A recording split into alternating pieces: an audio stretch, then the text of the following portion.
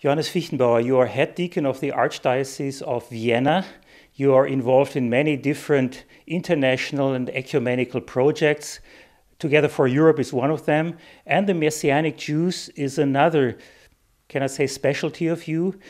What are the Messianic Jews? What is so special about them? Is this just one newcomer on the Christian scene?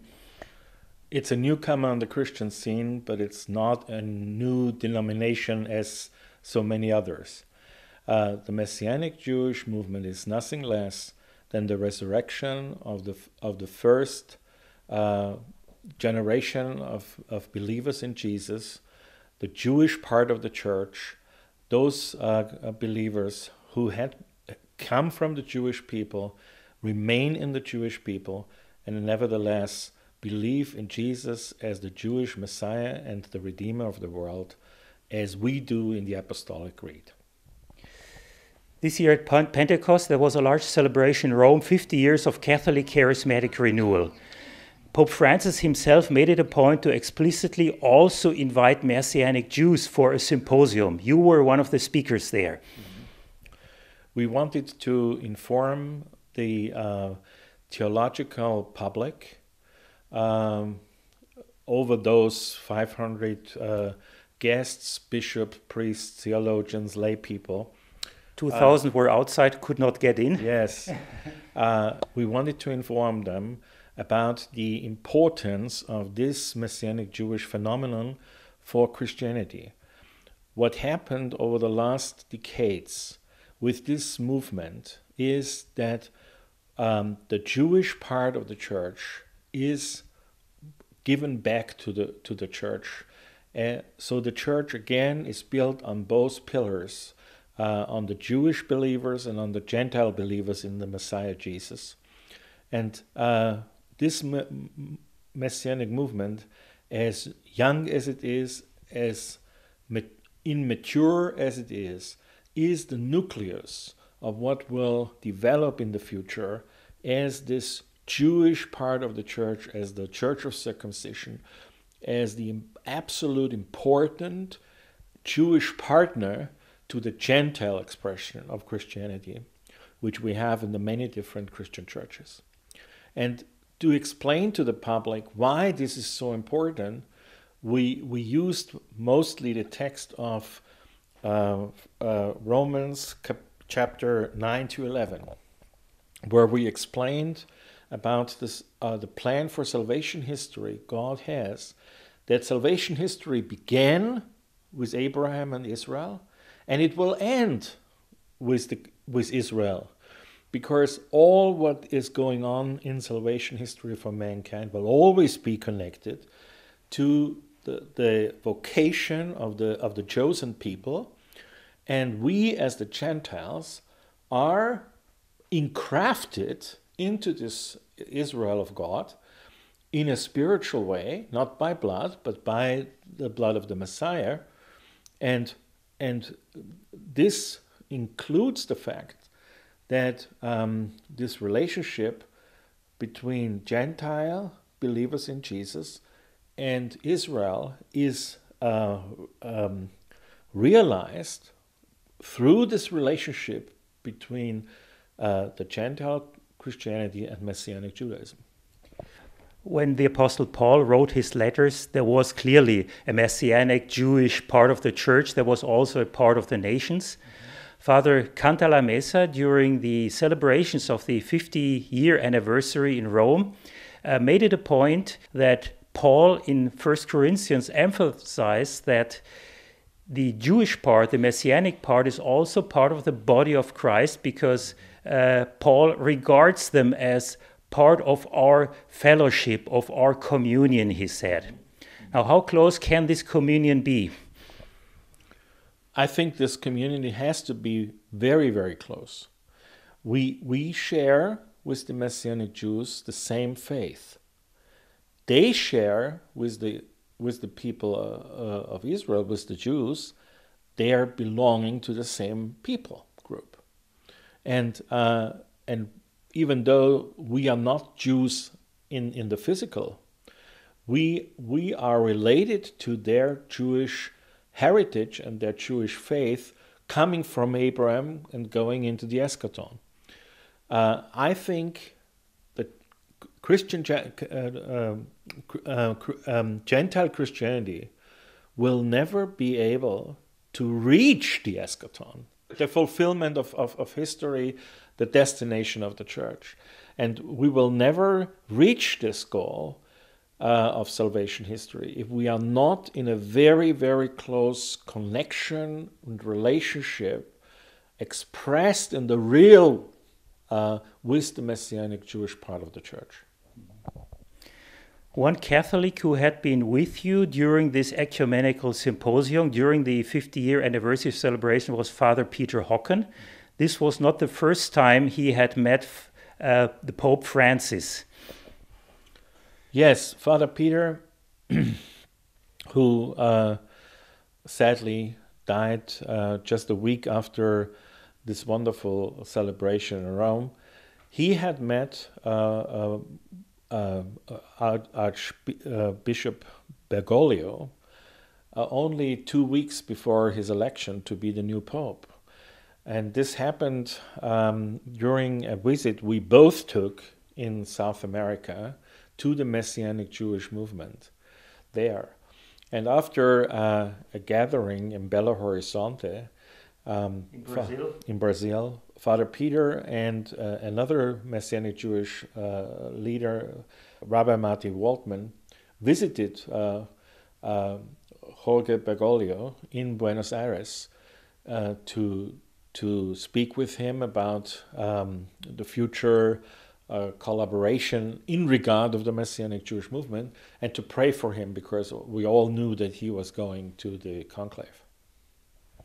Well, he didn't come back to Buenos Aires. No, he is the new Pope, and he certainly has got the message that there is something significant about the topic of Messianic Jews. Now, he himself invited to this symposium.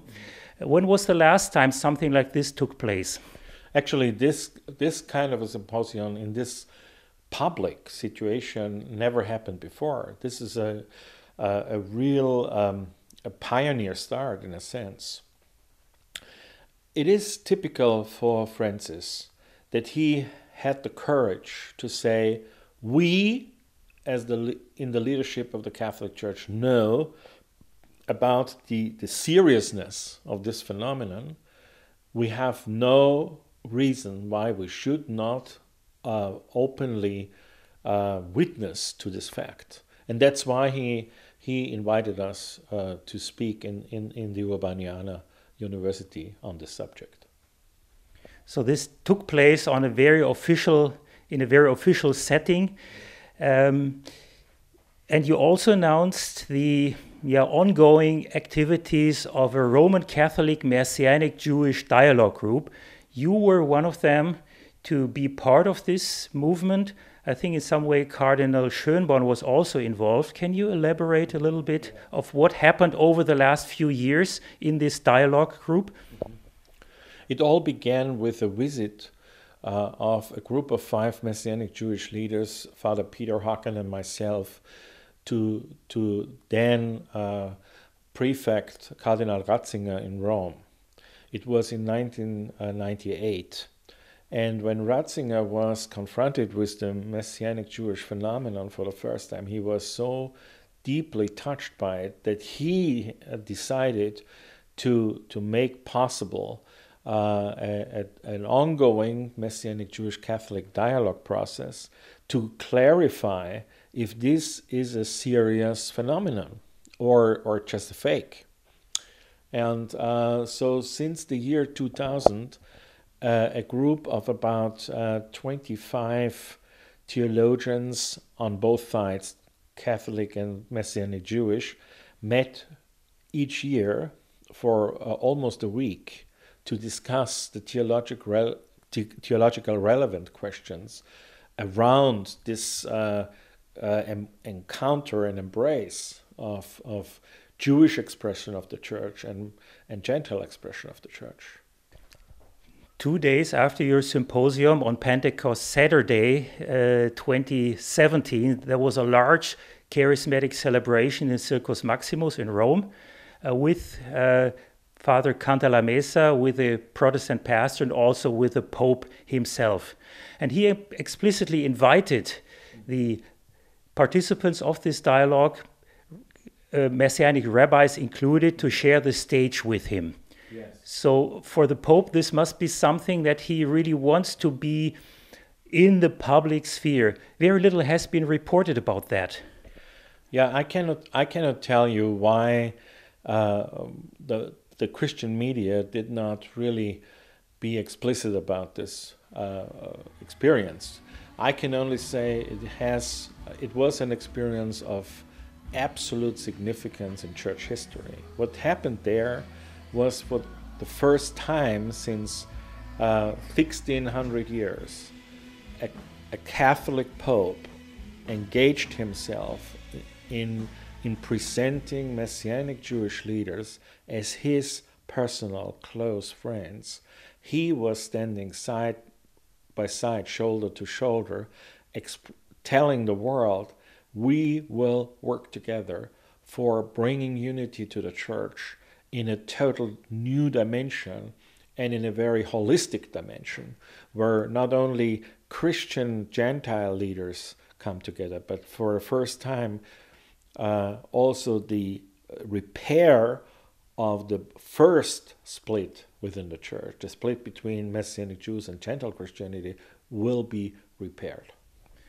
So you're saying the original division within the church was between Messianic Christians and Christians of the nations? If you want to say it this way, yes. We are not using the term Messianic Christians. We are always speaking about Messianic Jews because we want to emphasize the fact that Messianic believers from Judaism want to express their deep loyalty and belonging to the Jewish people. They are Jews, they remain Jews, they will always be Jews. And as Jews, they are in the completest form believers of Jesus as the Messiah and Redeemer. Thank you, Johannes, for this summary.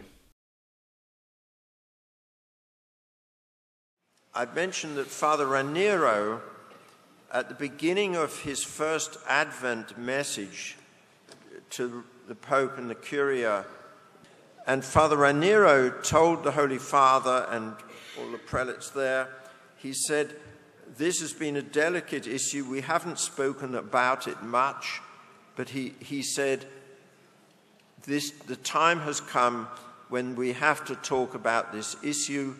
We cannot let it be secret anymore because it's so important. So I have two challenges. The first one is presented by the Apostle Paul in Romans 11, verse 11. He has just spoken about a remnant always of Israel always surviving. He says, in that case, I say, isn't it that they have stumbled, Israel have stumbled, with the result that they have permanently fallen away? Heaven forbid, he says. Quite the contrary. It is by means of their stumbling, by the stumbling of Israel, that the deliverance, that salvation has come to you, to the Gentiles, in order to provoke them, me, us, to jealousy. So that's the first challenge. What are you doing to provoke us to jealousy? What are you doing to provoke us to return to have a desire to return to the only true Messiah, Jesus, Yeshua, the true Messiah of Israel and of the nations? My second challenge. I put this second challenge in the form of a parable. A Jewish man lived in a village. And because of very difficult and dire circumstances, he was forced to leave his home for 2 days until he saw his way clear to come back. And when he came back after 2 days, he found that his neighborhood had changed, which was a Jewish neighborhood. His neighborhood had changed, and his home had been taken over by foreigners. So when he knocked on the door, and someone answered the door and says, "Yes, can I help you?" He said, "Well, I'm not sure. 2 days ago, this was my home." And the person stopped in the middle of the sentence, said, "Well, this is our home. We don't know what you're doing here or why you've come here." "Well, this is my home," he said. So this is the second challenge. The Lord said, 1,000 years is like a day, and a day is like 1,000 years. 2 days have gone by, and the owners of the home have returned. And so, can we live together?